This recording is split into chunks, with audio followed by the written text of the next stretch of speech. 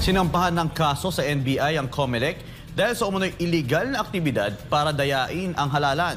Ayon kina Baguio City Mayor Benjamin Magalong, Vice Mayor Harold Respicio at iba pang complainant. Si Margaret Gonzalez magbabalita.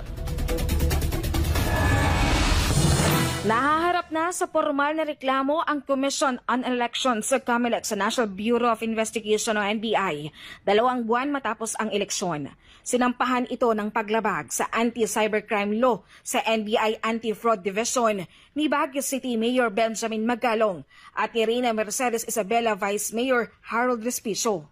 Kasama pa sa mga nagsampa ng reklamo laban sa poll body ay si dating COMELEC Commissioner Augusto Lagman, grupo ng mga bishop, retired generals, mga abogado at iba pa. Alegasyon ng mga nagreklamo, gumamit ang poll body ng software na may 3.5 program version sa automated counting machines noong halalan, gayong 3.4.0 version ang na-audit at nasertipikahan. Gumamit hindi umano ang komisyon ng illegal na intermediary server sa pagpapalabas ng resulta ng halalan. Ipinanto rin nila na illegal daw ang pagbura ng COMELEC sa 5 milyong discrepancy na boto nang wala ang presensya ng mga transparency group. Sa pamamagitan ng investigasyon ng NBI, malalaman daw kung totoong may pandarayang ginawa ang komisyon. We are not asking for a recount. We are not asking for the nullification of the results of the 2025 elections.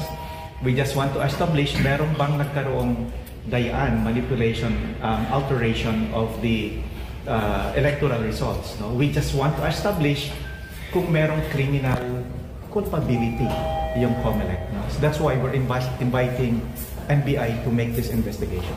Bago ito, meron na rin silang petisyon sa Korte Suprema. Plano rin nilang dumulog sa Senado para maimbestigahan ang nakaraang halalan. We are also preparing that pag nag-convene itong 20th Congress at nagkaroon na ng panibagong Senate Committee Chairperson, yung Electoral Affairs and Reforms Committee sa Senado will be asking for a Senate investigation on this so that we can present all our allegations and complaints. Ang COMELEC bukas daw sa anumang investigasyon. Ayon dito, paulit-ulit na nilang naibigay ang paliwanag sa mga nasabing aligasyon at pinabulaanan ang mga ito. Sa katunayan, pinatunayan daw ng PPCRV, mga embahada, paaralan, simbahan, pribadong organisasyon at maging ng European Union na tapat at maayos ang naganap na May 12 midterm elections. Pero ang pahayag na yan ng COMELEC, wala raw katotohanan. Anila, negatibo ang pananaw ng publiko at maging ng mga dayuhan sa naganap na eleksyon. Distortion of the truth, yung simbahan actually is questioning the results of the elections, no? At maraming ang CBCP, maraming bishops who are actually questioning